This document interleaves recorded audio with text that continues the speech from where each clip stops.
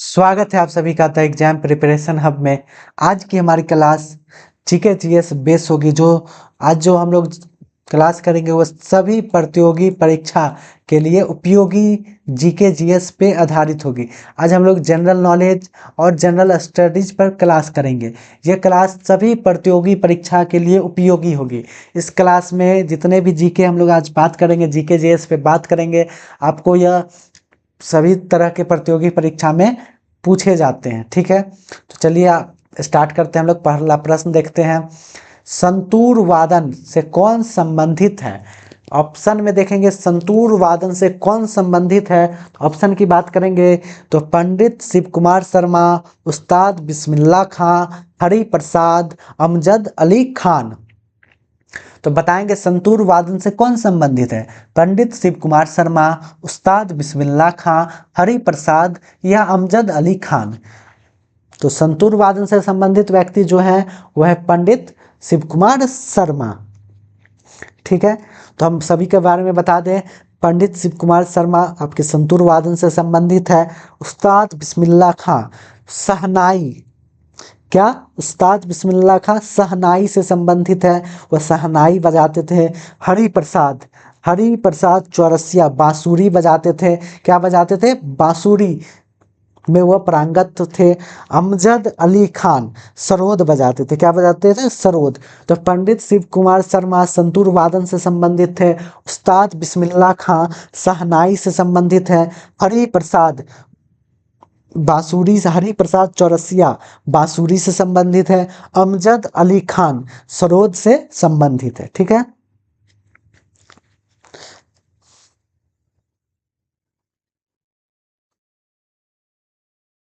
अगला प्रश्न देखेंगे हम लोग। रोवर्स कप का संबंध है।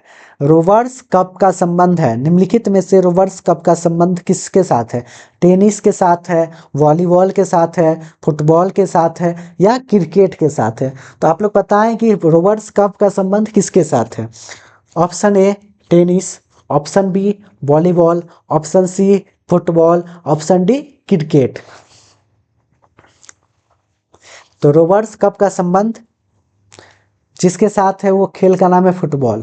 क्या है? फुटबॉल। तो हम लोग बात कर ले रोवर्स कप के बारे में। तो रोवर्स कप का संबंध फुटबॉल से है। पहली बात, यह भारत का दूसरा सबसे महत्वपूर्ण फुटबॉल टूर्नामेंट है। यह भारत का टूर्नामेंट है। ठीक है, इसकी शुरुआत 1891 में कहाँ हुई? मुंबई में हुई। तो रोवर्स कप की शुरुआत, जो भारत का दूसरा सबसे बड़ा टूर्नामेंट है फुटबॉल के लिए, 1891 में इसकी शुरुआत हुआ। एक प्रश्न ये भी बनता है कि रोवर्स कप का शुरुआत कब से हुआ? तो 1891 में। कहाँ से हुआ? एक ये भी प्रश्न है। तो मुंबई से हुआ। ठीक है, इसका शुरुआत मुंबई से हुआ। अगला बात कर ले टेनिस। टेनिस से संबंधित है डेविस कप। क्या? डेविस कप टेनिस से संबंधित है। वॉलीबॉल से संबंधित है पूर्णिमा ट्रॉफी। फुटबॉल तो आप जान ही गए रोवर्स कप। और क्रिकेट से तो जानते हैं बहुत सारे हैं, सैयद मुश्ताक अली, या अभी जैसे चैंपियंस ट्रॉफी चलता है, वर्ल्ड कप चलता है क्रिकेट में, तो क्रिकेट में तो बहुत सारे हैं। ठीक है, अगला प्रश्न देखेंगे हम लोग। भारतीय संविधान है, भारतीय संविधान क्या है? बहुत कठोर है, थोड़ा कठोर है, अंशतः कठोर और अंशतः लचीला, मतलब कम कठोर और कम लचीला है, या पूरी तरह से लचीला है? तो भारतीय संविधान क्या है? तो अंशतः कठोर और अंशतः लचीला है। थोड़ा कठोर है और थोड़ा ही लचीला है, ना बहुत कठोर है और ना बहुत लचीला है। ठीक है, तो ऑप्शन सी सही जवाब है। अगला प्रश्न हम लोग देखेंगे। निम्नलिखित में से कौन सा राज्य पहले नेफा के रूप में जाना जाता है? इनमें से कौन सा राज्य नेफा के रूप में जाना जाता है? तो नेफा NEFA north east frontier agency, north east frontier agency के रूप में कौन सा राज्य इनमें से सबसे पहले जाना जाता है? अरुणाचल प्रदेश, असम, मणिपुर या नागालैंड? तो आप लोग बताएं कि नेफा के रूप में जाना जाने वाला पहला राज्य कौन है इनमें से? तो अरुणाचल प्रदेश, असम, मणिपुर या नागालैंड? तो अरुणाचल प्रदेश इसका सही जवाब होगा। ठीक है, अरुणाचल प्रदेश का पूर्व नाम नेफा नॉर्थ ईस्ट फ्रंटियर एजेंसी था। ठीक है, नेफा इसे क्यों कहा जाता था? क्योंकि यह उत्तर पूर्वी सीमांत क्षेत्र था। अरुणाचल प्रदेश क्या था? उत्तर पूर्वी सीमांत क्षेत्र, इसलिए इसे नेफा कहा जाता था। ठीक है। नॉर्थ ईस्ट फ्रंटियर एजेंसी कब से पहले? तो 1962 ईस्वी से पहले अरुणाचल प्रदेश को नेफा के रूप में जाना जाता था, 1962 के पहले। आगे बात करेंगे सती प्रथा पर रोक लगी। सती प्रथा पर कब रोक लगी? ऑप्शन में 1825, 1829, 1830 या 1831। तो सती प्रथा पर रोक लगी कब? तो इसका सही जवाब होगा 1829। तो कुछ बातें जान ले सती प्रथा पे। तो राजा राम मोहन राय के सहयोग से लॉर्ड बेंटिक ने 1829 ईस्वी में सती प्रथा को समाप्त कर दिया गया। तो किसके सहयोग से? तो राजा राम मोहन राय के सहयोग से। किसने? तो लॉर्ड बेंटिक ने। पूछा जाएगा सती प्रथा पर रोक किस ने लगाया? तो लॉर्ड बेंटिक ने लगाया, राजा राम मोहन राय के सहयोग से। ठीक है। उसने इस प्रथा के खिलाफ कानून बना के दिसंबर, कब? तो दिसंबर 1829 ईस्वी में धारा 17 के द्वारा विधवाओं के सती होने को अवैध घोषित कर दिया गया। तो सती प्रथा पर रोक राजा राम मोहन राय के सहयोग से लॉर्ड बेंटिक के द्वारा दिसंबर 1829 ईस्वी में लगाया गया। तो इसके द्वारा क्या हुआ? तो विधवाओं के सती होने को अवैध घोषित कर दिया गया। ठीक है। समझ गए सती प्रथा कब हुआ, कब लागू की, मतलब खत्म कब किया गया, किसके सहयोग से? राजा राम मोहन राय के सहयोग से। किसने खत्म किया? तो लॉर्ड बेंटिक ने खत्म किया। ठीक है। 1829 दिसंबर में इसके द्वारा विधवाओं को सती होने को अवैध घोषित कर दिया गया। ठीक है। अगला प्रश्न देखेंगे हम लोग, राष्ट्रीय आहार संस्थान कहाँ है? राष्ट्रीय आहार संस्थान कहाँ स्थित है? ऑप्शन में है चेन्नई, हैदराबाद, नई दिल्ली या मुंबई। तो आप लोग बताएं राष्ट्रीय आहार संस्थान कहाँ है? चेन्नई में है, हैदराबाद में है, नई दिल्ली में है या मुंबई में है? तो ऑप्शन बी सही जवाब है, हैदराबाद में है। राष्ट्रीय आहार संस्थान वर्तमान तेलंगाना के हैदराबाद में है। इसे राष्ट्रीय पोषण संस्थान भी कहा जाता है। राष्ट्रीय आहार संस्थान को राष्ट्रीय पोषण संस्थान, यदि कहीं प्रश्न आए राष्ट्रीय पोषण संस्थान कहाँ स्थित है, तो घबराए नहीं, क्योंकि राष्ट्रीय आहार संस्थान को ही राष्ट्रीय पोषण संस्थान भी कहा जाता है। कहाँ है यह? तेलंगाना के हैदराबाद में है।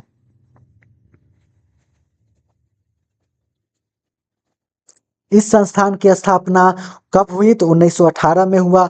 तो ये भी याद रखेंगे आप लोग, राष्ट्रीय आहार संस्थान या राष्ट्रीय पोषण संस्थान की स्थापना 1918 ईस्वी में रॉबर्ट मैकेरिसन द्वारा किया गया। तो एक प्रश्न ये भी है कि राष्ट्रीय आहार संस्थान की स्थापना 1918 में किसके द्वारा किया गया? तो रॉबर्ट मैकेरिसन द्वारा किया गया।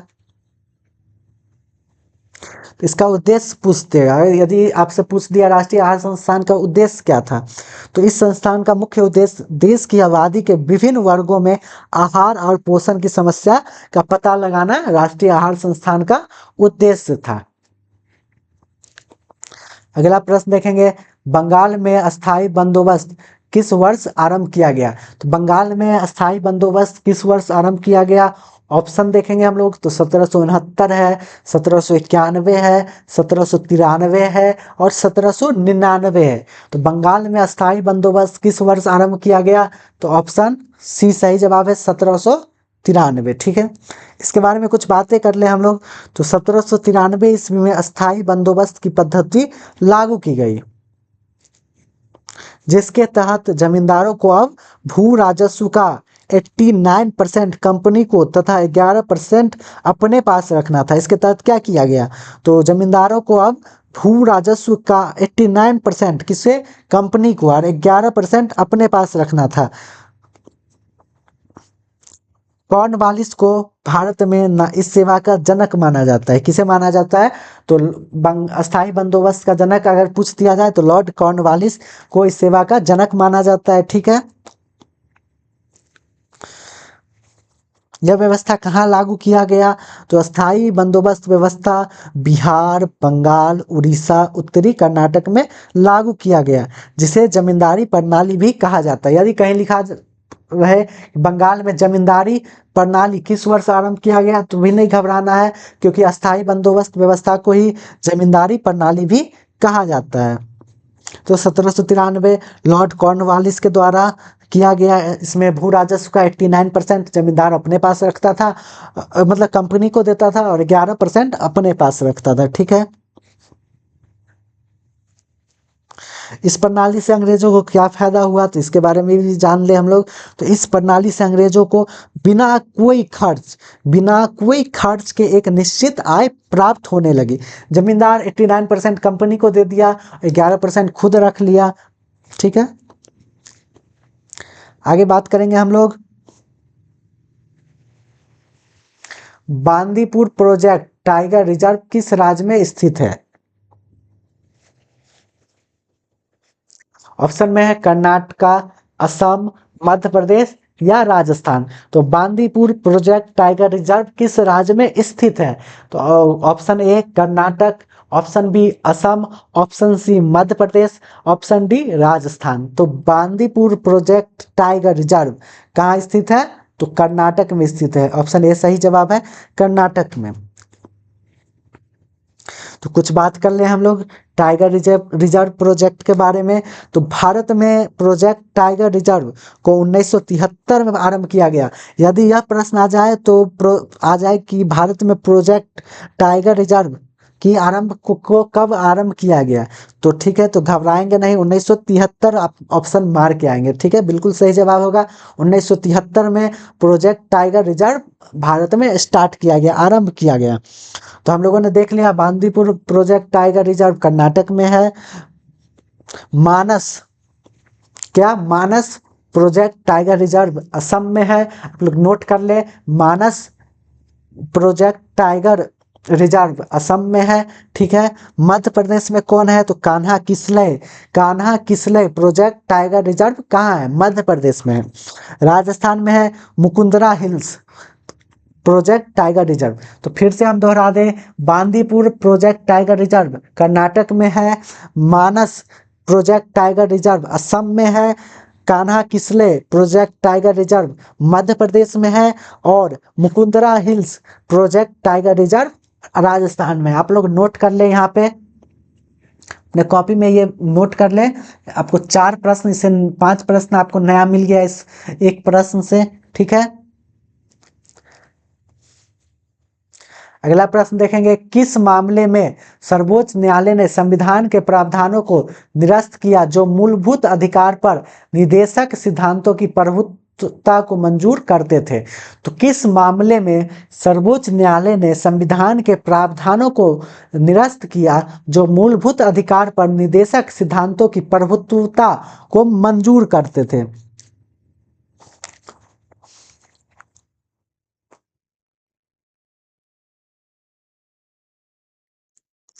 तो ऑप्शन में है Sajjan Singh case, Golaknath case, Keshavananda Bharati case या मिनर्वा मिल्स केस।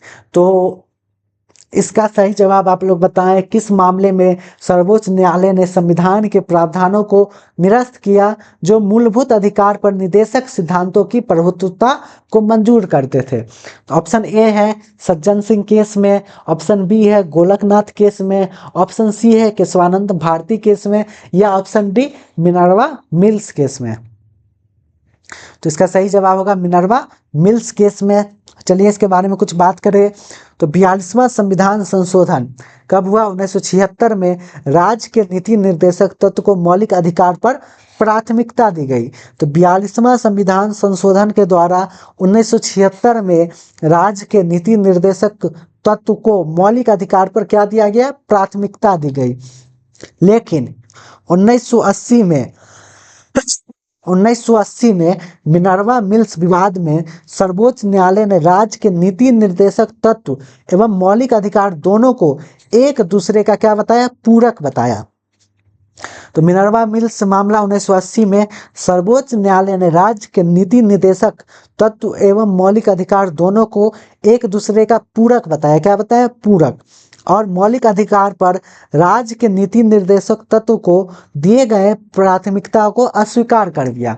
ठीक है, मूलभूत अधिकार और राजनीति निर्देशक तत्व को सुप्रीम कोर्ट ने एक दूसरे का क्या बताया, पूरक बताया। ठीक है, अगला प्रश्न हम लोग देखेंगे, झूम क्या है।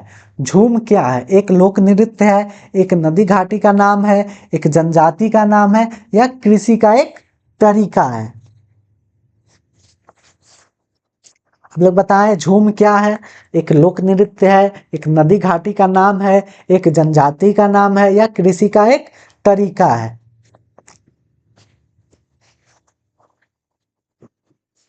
तो ऑप्शन डी सही जवाब होगा, कृषि का एक तरीका है। झूम कृषि कृषि का एक तरीका है जो कहाँ होता है, पूर्वोत्तर भारत एवं अन्य कई देशों में प्रचलित है। लेकिन झूम कृषि जो है पर्यावरण को नुकसान पहुंचाता है। झूम कृषि के तहत जंगलों में आग लगाते हुए भूमि को कृषि योग्य बनाया जाता है और भूमि की उर्वरा शक्ति में कमी आने पर अन्य जगह इस कार्य को किया जाता है। झूम कृषि को हम लोग स्थानांतरित कृषि भी कहते हैं। ठीक है, झूम कृषि से जमीन उपजाऊ को नुकसान पहुंचता है। ठीक है, झूम कृषि से पर्यावरण को नुकसान पहुंचता है क्योंकि जंगल में आग लगा दिया जाता है और वहाँ खेती किया जाता है, लेकिन जब उसका उर्वरा शक्ति खत्म होने लगता है तो फिर दूसरे जगह दूसरे जंगल में आग लगा के वहाँ फिर से खेती किया किया शुरू कर दिया जाता है, जिससे पर्यावरण को बहुत सारे नुकसान होते हैं। इसे झूम खेती को स्थानांतरित खेती भी कृषि भी हम लोग कहते हैं। अगला देखेंगे, गदर पार्टी का मुख्यालय कहाँ है। गदर पार्टी का मुख्यालय कहाँ है, ऑप्शन में है सैन फ्रांसिस्को, मॉस्को, बर्लिन या कराची। तो गदर पार्टी का मुख्यालय कहाँ है, तो कहाँ है, सैन फ्रांसिस्को में है।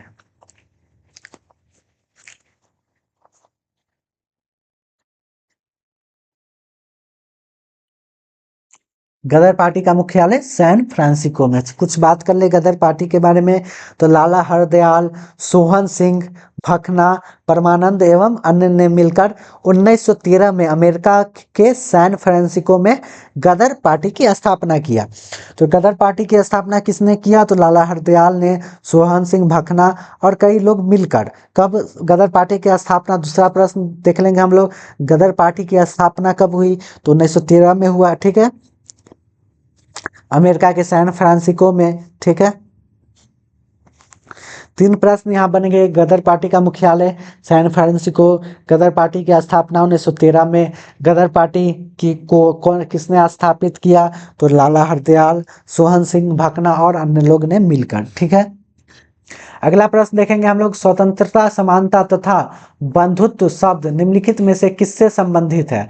तो स्वतंत्रता, समानता तथा बंधुत्व शब्द शब्द निम्नलिखित में से किससे संबंधित है, ऑप्शन में है रूसी क्रांति से, और फ्रांसीसी क्रांति से, ओलंपिक खेलों से या औद्योगिक क्रांति से। तो स्वतंत्रता, समानता और बंधुत्व बताएं आप लोग, रूसी क्रांति से है, फ्रांसीसी क्रांति से है, ओलंपिक खेलों से है या औद्योगिक क्रांति से है।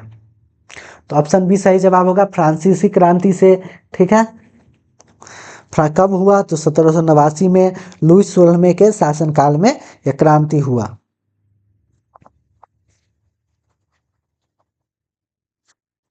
ठीक है, अगला प्रश्न हम लोग देखेंगे, डोल ड्रम क्या है। डोल ड्रम क्या है, व्यापारिक हवा है, भूमध्य रेखा के आसपास अल्प दाब का क्षेत्र जहां बहुत कम हवाएं तथा समुद्र है, बहुत अधिक आर्द्रता वाला क्षेत्र है, या शांत समुद्रों वाला क्षेत्र है। तो डोल ड्रम क्या है, व्यापारिक हवा है, भूमध्य रेखा के आसपास अल्प दाब का क्षेत्र जहां बहुत कम हवाएं तथा समुद्र है, बहुत अधिक आर्द्रता वाला क्षेत्र है, या शांत समुद्रों वाला क्षेत्र है। तो ऑप्शन बी सही जवाब है। डोलड्रम क्या है, तो भूमध्य रेखा के आसपास अल्प दाब का क्षेत्र जहां बहुत कम हवाएं तथा समुद्र है। तो हम लोग बात कर ले डोलड्रम के बारे में, तो भूमध्य रेखा के 5 डिग्री उत्तर एवं दक्षिण का क्षेत्र डोलड्रम कहलाता है। डोलड्रम निम्न वायु दाब का क्षेत्र होता है जहां सालों भर वायु पूर्णतः शांत होती है। जिस कारण उसे शांत वायुपेटी भी कहा जाता है। अगला प्रश्न देखेंगे हम लोग, कौन सा बैंक पहले इंपीरियल बैंक के नाम से जाना जाता था? तो कौन सा बैंक पहले इंपीरियल बैंक के नाम से जाना जाता था? ऑप्शन में है reserve Bank of India, State Bank of India, Punjab National Bank या बैंक ऑफ इंडिया। तो कौन सा बैंक पहले इंपीरियल बैंक के नाम से जाना जाता था? तो आप लोग देखें, option A Reserve Bank of India, option B State Bank of India, option C Punjab National Bank या option D Bank of India. तो सही जवाब होगा इसमें State Bank of India. State Bank of India का पुराना नाम इंपीरियल बैंक है। तो चलिए कुछ बातें इसमें कर ले। तो स्टेट बैंक ऑफ इंडिया का क्या पुराना नाम? इंपीरियल बैंक है। तो बात कर ले presidency bank of Bengal 1806, presidency bank of Bombay 1840 एवं प्रेसिडेंसी बैंक ऑफ मद्रास 1843 को मिलाकर, तीन बैंक को मिला के क्या बनाया गया? Imperial bank of India. कौन सा बैंक? Presidency bank of Bengal, presidency bank of Bombay और प्रेसिडेंसी बैंक ऑफ मद्रास को मिला के कब? तो 1921 ईस्वी में इंपीरियल बैंक ऑफ इंडिया का गठन किया गया। ठीक है, लेकिन इसका बदला कब किया? तो स्वतंत्रता प्राप्ति के बाद 1 जुलाई 1955। याद रखिएगा, इंपीरियल बैंक ऑफ इंडिया का नाम स्टेट बैंक ऑफ इंडिया कब किया गया? तो 1 जुलाई 1955 को इसका अधिकरण करते हुए इसका नाम भारतीय स्टेट बैंक कर दिया गया। एक और प्रश्न आप लोग देख लीजिए, रिजर्व बैंक ऑफ इंडिया को भारत का क्या कहा जाता है? केंद्रीय बैंक कहा जाता है, जिसकी स्थापना आरबीआई अधिनियम 1934 के आधार पर 1 अप्रैल 1935 को हुई। एक और प्रश्न यहाँ बन गया कि आरबीआई की स्थापना कब हुई? तो 1 अप्रैल 1935 को। किस एक्ट के द्वारा, किस अधिनियम के द्वारा? तो आरबीआई अधिनियम के द्वारा। रिजर्व बैंक ऑफ इंडिया को कौन सा बैंक कहा जाता है? तो केंद्रीय बैंक कहा गया। 3-4 क्वेश्चन यहाँ पे और बन गए, आपको सभी को आप लोग नोट करते हुए चले। जो इस पीडीएफ में नहीं है उसको आप लोग नोट करते हुए लिख ले कॉपी पे, जिससे आप और अधिक प्रश्न आप लोग हल कर सके। ठीक है, अगला प्रश्न देखेंगे हम लोग, प्रेस की स्वतंत्रता भारतीय संविधान के किस अनुच्छेद से मिलती है? तो प्रेस की स्वतंत्रता भारतीय संविधान के किस अनुच्छेद से मिलता है? अनुच्छेद 19, अनुच्छेद 21 या अनुच्छेद 14 या अनुच्छेद 16? तो प्रेस की स्वतंत्रता भारतीय संविधान के अनुच्छेद 19 से मिलता है। किससे मिलता है? अनुच्छेद 19 से।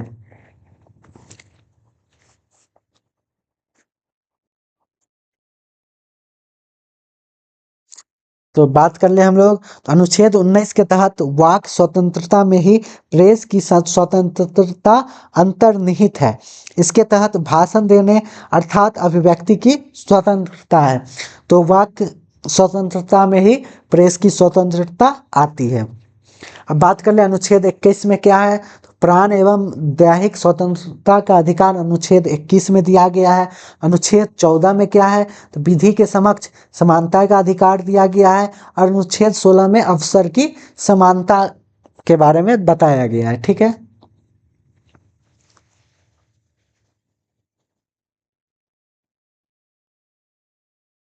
अगला प्रश्न देखेंगे, चूहा मारने का जहर। चूहा को मारने के लिए जिस जहर का उपयोग होता है उसका रासायनिक पदार्थ किस रासायनिक पदार्थ से बनता है? चूहा मारने का जहर, हम लोग जो चूहा मारते हैं, कोई जहर आता है, किस रासायनिक पदार्थ से वह जहर बनता है? तो ऑप्शन में देखेंगे हम लोग, ethyl alcohol, potassium cyanide, methyl isocyanate या इथाइल आइसोसाइनाइट। तो चूहा मारने का जहर किस रासायनिक पदार्थ से बनता है? आप लोग बताएं। इथाइल अल्कोहल से बनता है, पोटेशियम साइनाइड से बनता है, मिथाइल आइसोसाइनेट से बनता है या इथाइल आइसोसाइनाइट से बनता है? तो इसका सही जवाब होगा चूहा मारने का जहर जिस रासायनिक पदार्थ से बनता है उस रासायनिक पदार्थ का नाम है पोटेशियम साइनाइड। तो हम लोग बात करें तो चूहे मारने के लिए रेड्रोसाइट नामक रसायन पदार्थ का उपयोग किया जाता है। किस नामक? रेड्रोसाइट। रेड्रोसाइट नामक रसायन पदार्थ का उपयोग हम लोग चूहे मारने के लिए करते हैं, जिसका निर्माण पोटेशियम साइनाइड नामक रसायन से किया जाता है। तो चूहे मारने के लिए रेड्रोसाइट नामक रसायन पदार्थ का उपयोग करते हैं, लेकिन उसका भी निर्माण किससे होता है? तो पोटेशियम साइनाइड से होता है। रेड्रोसाइट भी याद रखिएगा आप लोग, ठीक है। आगे बात करेंगे, श्वेत प्रकाश को नली में कैसे पैदा करते हैं? श्वेत प्रकाश को नदी में कैसे पैदा करते हैं? तो ऑप्शन देखेंगे हम लोग, तांबे के तार को गर्म करके, परमाणु को उत्तेजित करके, तंतु को गर्म करके, या अणुओं को दौलित करके। तो आप लोग बताएं, श्वेत प्रकाश को नली में कैसे पैदा करते हैं हम लोग? तांबे के तार को गर्म करके, ऑप्शन बी है परमाणु को उत्तेजित करके, ऑप्शन सी है तंतु को गर्म करके, या ऑप्शन डी है अणुओं को दोलित करके। तो हम लोग श्वेत प्रकाश को नली में हम लोग पैदा करते हैं कैसे? तंतु को गर्म करके, ठीक है। ऑप्शन सी इसका सही जवाब है। इसके बारे में कुछ बात करें तो नलिका में भरी ऑर्गन गैस तथा पारे की वाष्प में विसर्जन प्रारंभ करने के लिए आवश्यक है कि दोनों तंतु काफी गर्म हो चुकी हो, ठीक है। अगला प्रश्न देखेंगे हम लोग, कीट भक्षी पौधा है, कीटों को खाने वाला पौधा कौन है? ऑप्शन में है अमरवेल, ड्रॉसम, गुलाब या नागफनी। तो कीट भक्षी पौधा कौन है? ऑप्शन ए अमरवेल, option B drosera, option C गुलाब, या ऑप्शन डी नागफनी। अब लोग बताएं, कीट भक्षी कीट को खाने वाला पौधा कौन है? तो ऑप्शन बी सही जवाब है, ड्रोसम। ड्रोसम कीट भक्षी पौधा है। ड्रोसम एक प्रकार का कीट भक्षी पौधा है जिसे सन ड्यूज के रूप में भी जाना जाता है। किसके रूप में जाना जाता है?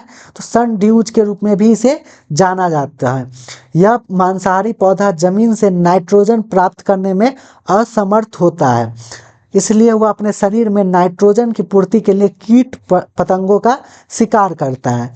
क्यों शिकार करता है? क्योंकि यह जमीन से नाइट्रोजन प्राप्त करने में असमर्थ होता है, इसलिए वह क्या करता है? शरीर में नाइट्रोजन की पूर्ति के लिए कीट पतंगों का शिकार करता है। ड्रोसम पौधा, ठीक है। आगे बात कर ले हम लोग, खाने का नमक NaCl किससे बनता है? लोग बताएं, सोडियम क्लोराइड, जिसे खाने का नमक कहा जाता है NaCl, सोडियम क्लोराइड किससे बनता है? कमजोर ऑप्शन में है कमजोर अम्ल और कमजोर क्षार से, मजबूत अम्ल और मजबूत क्षार से, कमजोर अम्ल और मजबूत क्षार से, या मजबूत अम्ल और कमजोर क्षार से। तो खाने का नमक जिससे किससे बनता है? तो कमजोर अम्ल और कमजोर क्षार से, ऑप्शन ए है। मजबूत अम्ल और मजबूत क्षार से, ऑप्शन बी है। कमजोर अम्ल और मजबूत क्षार, ऑप्शन सी है। और मजबूत अम्ल और कमजोर क्षार, ऑप्शन डी है। तो खाने का नमक जिससे बनता है सोडियम क्लोराइड, वो बनता है मजबूत अम्ल और मजबूत क्षार से। मजबूत अम्ल और मजबूत क्षार से, ऑप्शन बी सही जवाब है। सोडियम क्लोराइड NaCl को साधारण नमक कहा जाता है।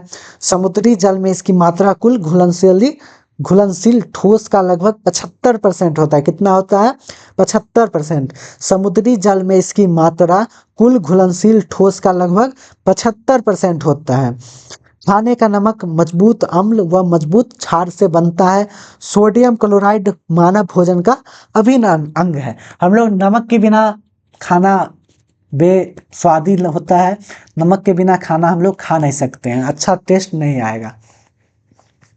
अगला प्रश्न देखेंगे, पौधे का कौन सा भाग फूल बनने का उद्दीपन ग्रहण करता है? तो कौन सा भाग फूल बनता है? तो ऑप्शन में है तना, पर्ण जिसे लिप्स कहा जाता है, शाखा ब्रांच जिसे कहा जाता है, जड़ जिसे रूट कहा जाता है। तो पौधे का कौन सा भाग फूल बनने का उद्दीपन ग्रहण करता है? तो आप लोग बताएं, तना, पर्ण, शाखा या जड़। तो इसका सही जवाब होगा पर्ण, लिप्स जो होता है फूल बनने का उद्दीपन ग्रहण करता है। तना के बारे में बात कर ले तो तना पौधे का वह भाग है जो प्रकाश की ओर वृद्धि करता है, मतलब तना प्रकाश की ओर बढ़ते रहता है, ठीक है। जड़ की बात कर ले तो जड़ पौधे का अवरोही भाग है जो मूलांकर से विकसित होता है। और शाखा की बात कर ले तो शाखा जो है पौधे में शाखा का कार्य फ्लोएम की मदद करना है। किसकी मदद करना है? फ्लोएम की मदद करना है। ठीक है, तो पर्ण इसका सही जवाब है। अगला प्रश्न देखेंगे हम लोग, रेगिस्तानों के बादल बरसते नहीं है। रेगिस्तानों के बादल बरसते नहीं है, क्यों नहीं बरसते हैं? ऑप्शन में देखेंगे हम लोग, उच्च वायु वेग के कारण, निम्न आर्द्रता के कारण, अल्प वायु वेग के कारण, या निम्न ताप के कारण। तो रेगिस्तानों के बादल बरसते क्यों नहीं है? उच्च वायु वेग के कारण, निम्न आर्द्रता के कारण, अल्प वायु वेग के कारण, या निम्न ताप के कारण।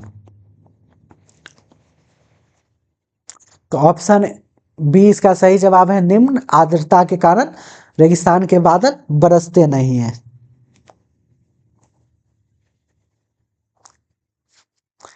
अगला प्रश्न हम लोग देखेंगे, सारनाथ पिलर किसकी वास्तु का नमूना है? सारनाथ पिलर किसकी वास्तु का नमूना है?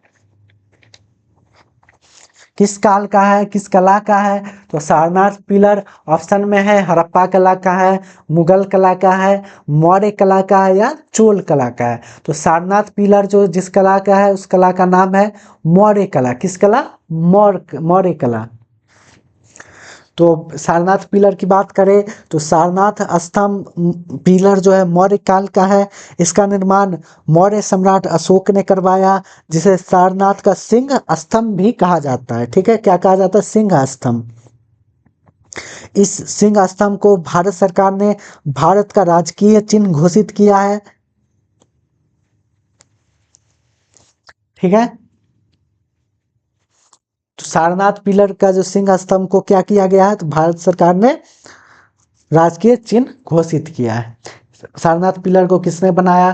तो सम्राट अशोक ने बनाया।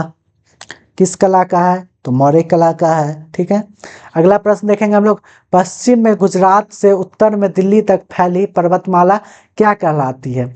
अरावली कहलाती है, विंध्याचल कहलाती है, सतपुड़ा कहलाती है, या कैमूर कहलाती है?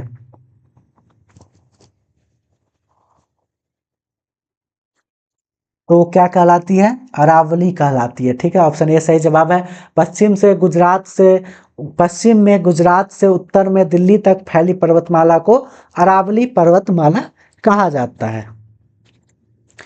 अगला प्रश्न देखेंगे हम लोग, लोकसभा तथा विधानसभा चुनाव में मतदान की आयु 21 वर्ष से घटकर 18 वर्ष किसके द्वारा किया गया?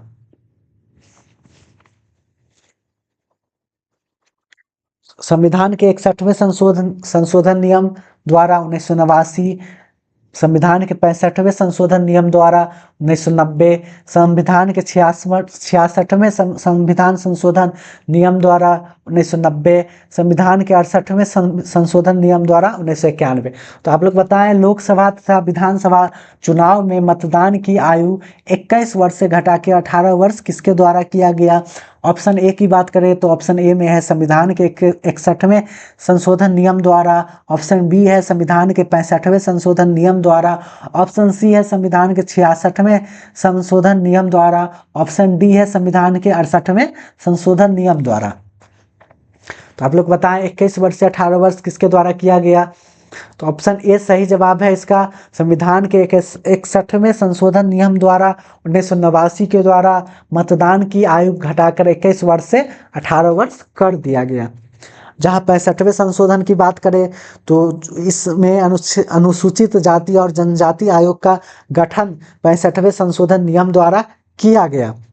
66वें संशोधन नियम की बात करें, 9वीं अनुसूची में विभिन्न राज्यों का 55 भू सुधार अधिनियम को रखा गया था 66वें संशोधन द्वारा। और 68वें संशोधन की बात करें, पंजाब में राष्ट्रपति शासन का विस्तार, शासन का 5 वर्ष के लिए विस्तार कर दिया गया था। ठीक है, 68वां संशोधन क्यों हुआ था? तो पंजाब में राष्ट्रपति शासन का 5 वर्ष के लिए विस्तार किया गया था। अगला प्रश्न देखेंगे, भारतीय राष्ट्रीय कांग्रेस की प्रथम महिला अध्यक्ष कौन थी? ऑप्शन में है अरुण आसफ अली, एनी बेसेंट, इंदिरा गांधी या सरोजनी नायडू। तो भारतीय राष्ट्रीय कांग्रेस की प्रथम महिला अध्यक्ष कौन बनी? अरुणा आसफ अली, एनी बेसेंट, इंदिरा गांधी या सरोजनी नायडू। तो इसका सही जवाब होगा एनी बेसेंट। कौन बनी? एनी बेसेंट भारतीय राष्ट्रीय कांग्रेस की प्रथम महिला अध्यक्ष बनी। कब बनी? तो कलकत्ता 1917 में वो बनी। ठीक है, तो भारतीय राष्ट्रीय कांग्रेस की प्रथम महिला अध्यक्ष एनी बेसेंट कलकत्ता अधिवेशन 1917 में बनी थी। वो कांग्रेस की प्रथम महिला अध्यक्ष थी। लेकिन जब प्रश्न आए भारतीय राष्ट्रीय कांग्रेस की प्रथम भारतीय महिला अध्यक्ष कौन बनी, तो प्रथम भारतीय महिला अध्यक्ष जो बनी श्रीमती सरोजनी नायडू जी बनी। कौन बनी? श्रीमती सरोजनी नायडू जी बनी भारतीय राष्ट्रीय कांग्रेस की प्रथम भारतीय महिला अध्यक्ष। ठीक है, याद गौर करिएगा, भारतीय। ये कब बनी? कानपुर में 1925 ईस्वी में। एनी बेसेंट कलकत्ता 1917 में बनी और सरोजनी नायडू कानपुर 1925 ईस्वी में भारतीय महिला अध्यक्ष बनी। आर्य समाज के संस्थापक कौन थे? आर्य समाज के संस्थापक कौन है? आर्य समाज के संस्थापक दयानंद सरस्वती, स्वामी विवेकानंद, राजा राम मोहन राय या महात्मा गांधी। तो आर्य समाज के संस्थापक कौन थे? तो आर्य समाज के संस्थापक दयानंद सरस्वती जी थे। ठीक है, सही जवाब ऑप्शन ए है, दयानंद सरस्वती। आर्य समाज की स्थापना की बात कर ले तो 1875 ईस्वी में स्वामी दयानंद सरस्वती के द्वारा कहाँ किया गया? मुंबई में किया गया। आर्य समाज क्या है? तो आर्य समाज मूर्ति पूजा, जाति प्रथा, छुआछूत जैसे आडंबर आदि का विरोध करता है। तो आर्य समाज के बारे में हम लोग बात करें तो आर्य समाज की स्थापना 1875 ईस्वी में दयानंद सरस्वती के द्वारा मुंबई में किया गया। यह आर्य समाज मूर्ति पूजा, जाति प्रथा, छुआछूत, आडंबर आदि का विरोध करता है। ठीक है, अगला प्रश्न देखेंगे, गुरुमुखी लिपि किसके द्वारा विकसित की गई? तो गुरुमुखी लिपि किसके द्वारा विकसित की गई? अगला प्रश्न है, ऑप्शन ए है गुरु अर्जुन देव, ऑप्शन बी है गुरु रामदास, ऑप्शन सी है गुरु अंगद, ऑप्शन डी है गुरु नानक। तो गुरुमुखी लिपि किसके द्वारा विकसित की गई? तो गुरु अर्जुन देव के द्वारा, गुरु रामदास के द्वारा, गुरु अंगद के द्वारा या गुरु नानक के द्वारा। तो गुरुमुखी लिपि गुरु अंगद जी के द्वारा विकसित किया गया। ठीक है, गुरुमुखी लिपि का आरंभ गुरु अंगद ने किया था। ठीक है, यह गुरु नानक के उत्तराधिकारी तथा सिखों के दूसरे गुरु थे। इनका प्रारंभिक नाम क्या था? लहना था। ठीक है, इसका प्रारंभिक नाम लहना था। तो गुरुमुखी लिपि गुरु अंगद के द्वारा विकसित किया गया। यह गुरु नानक साहिब के उत्तराधिकारी हुए, ये सिखों के दूसरे गुरु हुए। ठीक है, इनका प्रारंभिक नाम लहना था। ठीक है, अगला प्रश्न देखेंगे हम लोग, विजयनगर साम्राज्य का हिंदू राजवंश निम्नलिखित की पराजय से समाप्त हुआ। विजयनगर साम्राज्य किसके पराजय से समाप्त हुआ? सिंपली क्वेश्चन यह है। ऑप्शन में है कृष्णदेव राय, राम राय, हरिहर राय या बुक्का राय। तो कौन पराजय हुआ जिसके कारण विजयनगर साम्राज्य समाप्त होने लगा? ठीक है,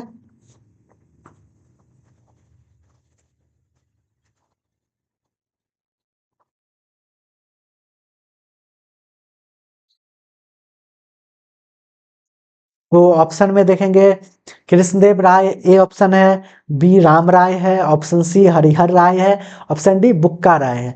तो ऑप्शन बी इसका सही जवाब है, राम राय के पराजय के बाद विजयनगर साम्राज्य जो हिंदू राजवंश था वह समाप्त हुआ।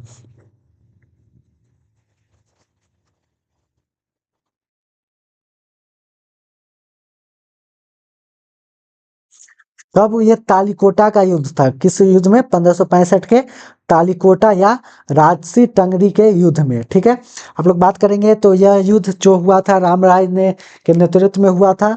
तो तालिकोटा या राक्षसी क्या कहा जाता है इसे? तालिकोटा या राक्षसी टंगरी के युद्ध में। ठीक है, बहमनी सेना ने इसे पराजित किया था। बहमनी सेना का नेतृत्व अली आदिल शाह कर रहे थे। ठीक है,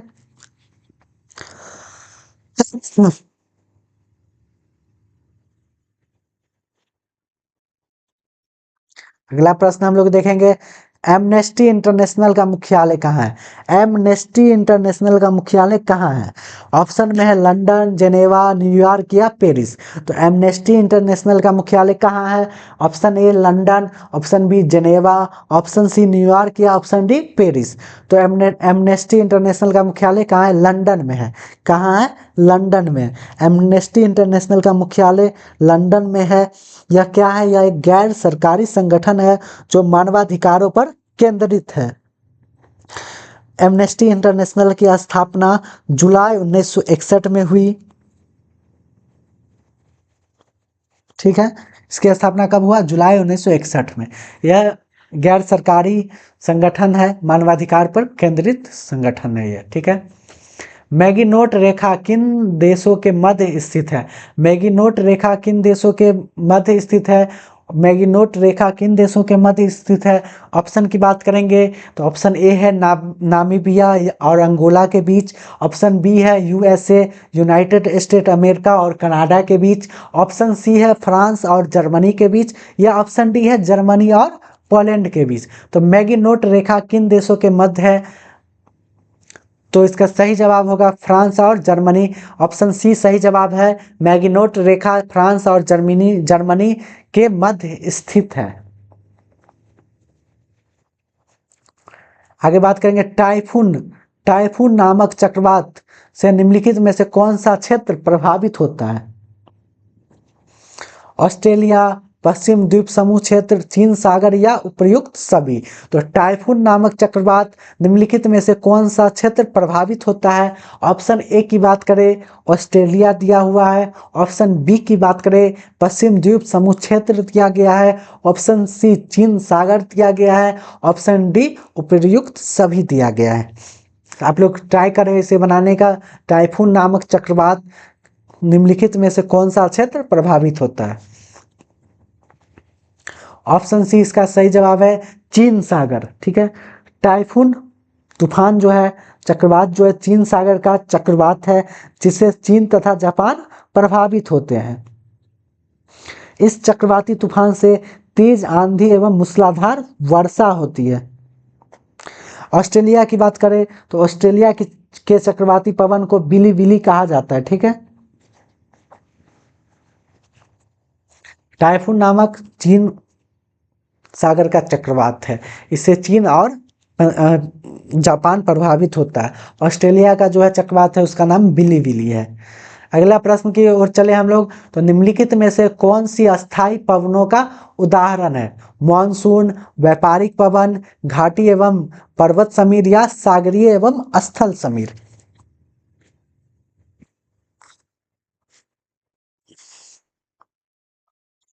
तो आप लोग बताएं निम्नलिखित में से कौन सी अस्थाई पवनों का उदाहरण है? मॉनसून ऑप्शन ए है, व्यापारिक पवन ऑप्शन बी है, घाटी एवं पर्वत समीर ऑप्शन सी है, सागरीय एवं स्थल समीर ऑप्शन डी है।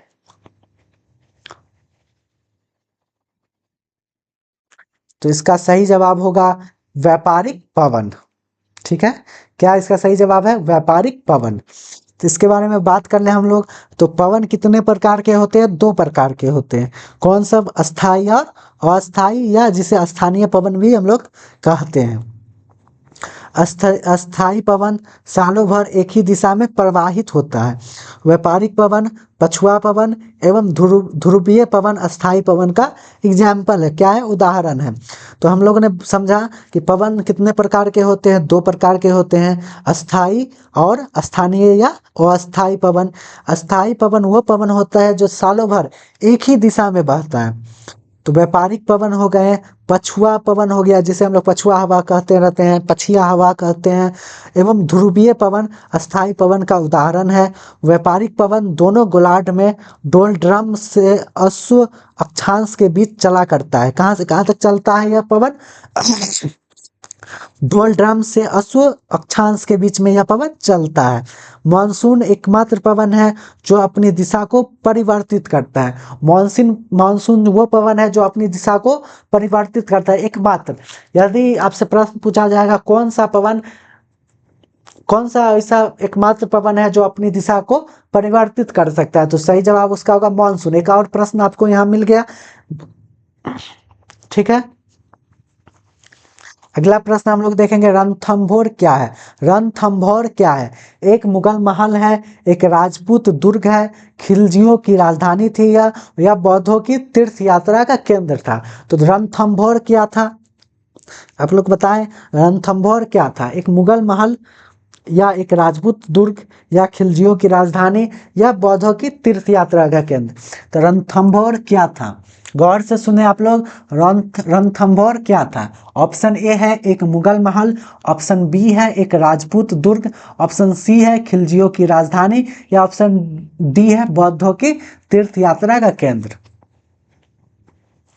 तो इसका सही जवाब होगा रणथंभौर एक राजपूत दुर्ग है। क्या है? एक राजपूत दुर्ग। तो रणथंभौर के बारे में बात कर लें तो राजस्थान में स्थित रणथंभौर का दुर्ग सवाई माधोपुर राजस्थान में है, जो 8वीं शताब्दी में अजमेर के चौहान शासकों ने बनवाया था। किसने बनवाया था? अजमेर के चौहान शासकों ने 8वीं शताब्दी में। रणथंभौर राजस्थान का एक राजपूत दुर्ग है। यह दुर्ग सागर तल से 481 मीटर ऊंचाई पर अवस्थित है। यह 12 किलोमीटर की परिधि में बना हुआ है। यह दुर्ग 3 ओर से पहाड़ों से प्राकृतिक खाई से सुरक्षित है। इस किला को यूनेस्को ने विश्व धरोहर घोषित किया है। क्या घोषित किया है? रणथंभौर को के किले को यूनेस्को ने विश्व धरोहर घोषित किया है। अगला प्रश्न की तरफ चले, किस तत्व का भार संख्या किसी तत्व का भार संख्या यदि 18 है तो यदि इसमें 7 इलेक्ट्रॉन हो तो प्रोटॉन और न्यूट्रॉन की संख्या होगी। किसी तत्व का भार संख्या 18 है, यदि इसमें 7 इलेक्ट्रॉन हो तो प्रोटॉन और न्यूट्रॉन की संख्या कितनी होगी? ऑप्शन में है 7 एवं 7, 7 एवं 11, 7 एवं 14 और 7 एवं 18। तो इसका सही जवाब होगा 7 एवं 18, ठीक है। अगला प्रश्न हम लोग देखेंगे, निम्नलिखित में से कौन सा हार्मोन स्तन ग्रंथियों से दुग्ध का स्राव होने में भूमिका निभाता है? तो निम्नलिखित में से कौन सा हार्मोन स्तन ग्रंथियों से दूध का स्राव होने में भूमिका निभाता है? ऑप्शन में है ऑक्सीटोसिन, थेरोक्सिन, एड्रेनलिन, प्रोजेस्टेरोन। तो क्वेश्चन को ध्यान से समझे, निम्नलिखित में से कौन सा हार्मोन स्तन ग्रंथियों से दुग्ध का स्राव होने में भूमिका निभाता है? ऑप्शन ए है ऑक्सीटोसिन, ऑप्शन बी है थैरोक्सिन, ऑप्शन सी है एड्रेनलिन, ऑप्शन डी है प्रोजेस्टेरोन। तो इसका सही जवाब होगा ऑक्सीटोसिन। ऑक्सीटोसिन नामक हार्मोन स्तन ग्रंथियों से दूध का स्राव होने में भूमिका निभाता है, ठीक है। ऑक्सीटोसिन हार्मोन दुग्ध ग्रंथियों से दुग्ध के स्रावन में महत्वपूर्ण भूमिका निभाता है। यह वक्ष की पेशियों को दुग्ध हेतु प्रेरित करता है। क्या करता है? प्रेरित करता है, ठीक है। अगला प्रश्न की तरफ चले हम लोग, देखेंगे वनस्पति तेल से वनस्पति घी बनाने में प्रयुक्त होने वाली गैस है। ऑक्सीजन है, नाइट्रोजन है, हाइड्रोजन है या कार्बन डाइऑक्साइड है? तो आप लोग प्रश्न ध्यान से समझे, वनस्पति तेल से वनस्पति घी बनाने में प्रयुक्त होने वाली गैस कौन सी है? ऑप्शन ए है ऑक्सीजन, ऑप्शन बी है नाइट्रोजन, ऑप्शन सी है हाइड्रोजन, या ऑप्शन डी है कार्बन डाइऑक्साइड।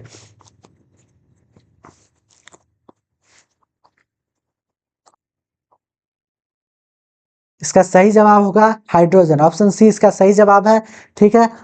वनस्पति तेल से वनस्पति घी बनाने में हाइड्रोजन गैस का प्रयोग होता है।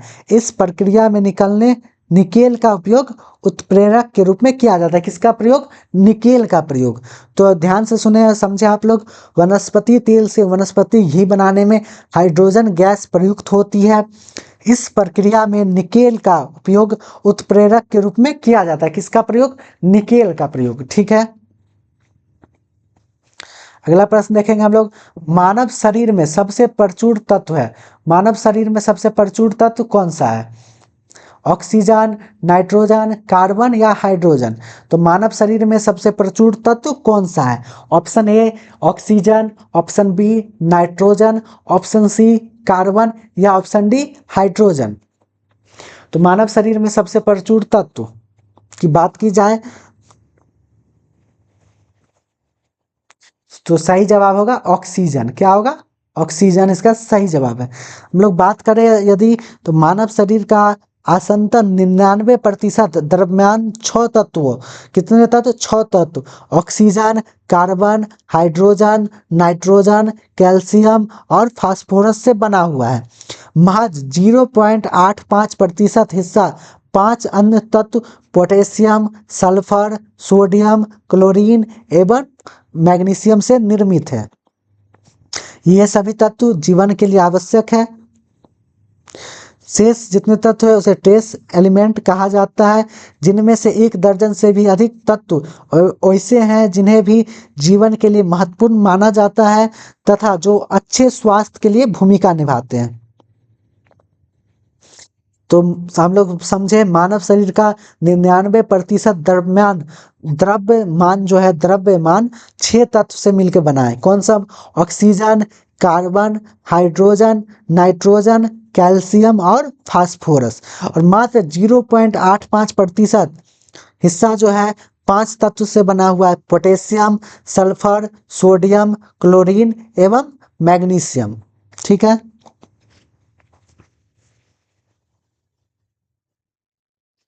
ध्यान ये भी रखें कि शरीर का अधिकांश हिस्सा जो है पानी से निर्मित है, इसलिए द्रव्यमान की दृष्टि में ऑक्सीजन ही सबसे प्रचुर तत्व है। ये प्रश्न में द्रव्यमान की दृष्टि से जो है ऑक्सीजन सबसे प्रचुर तत्व है, लेकिन शरीर का अधिक हिस्सा जो है पानी से बना हुआ है।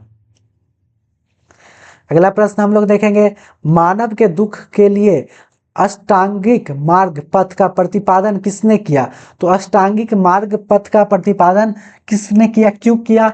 तो मानव के दुख को खत्म करने के लिए, मानव के दुखी को दुख रहने वाले दृष्टि को खत्म करने के लिए, मानव के दुख के अंत के लिए अष्टांगिक पथ का प्रतिपादन किसने किया? ऑप्शन में है महावीर, गौतम बुद्ध, आदि शंकराचार्य या Kabir. Option A Mahavir, option B Gautam Buddha, option C Adi Shankaracharya या ऑप्शन डी कबीर। तो मानव के दुख के अंत के लिए अष्टांगिक मार्ग पथ का प्रतिपादन करने वाले व्यक्ति कौन थे? तो गौतम बुद्ध थे। कौन थे? गौतम बुद्ध, जिन्हें हम लोग भगवान मानते हैं। तो मानव के दुख के अंत के लिए अष्टांगिक मार्ग पथ का प्रतिपादन गौतम बुद्ध ने किया था। अगला प्रश्न देखेंगे, भारत में नीली क्रांति का जनक किसे कहा जाता है?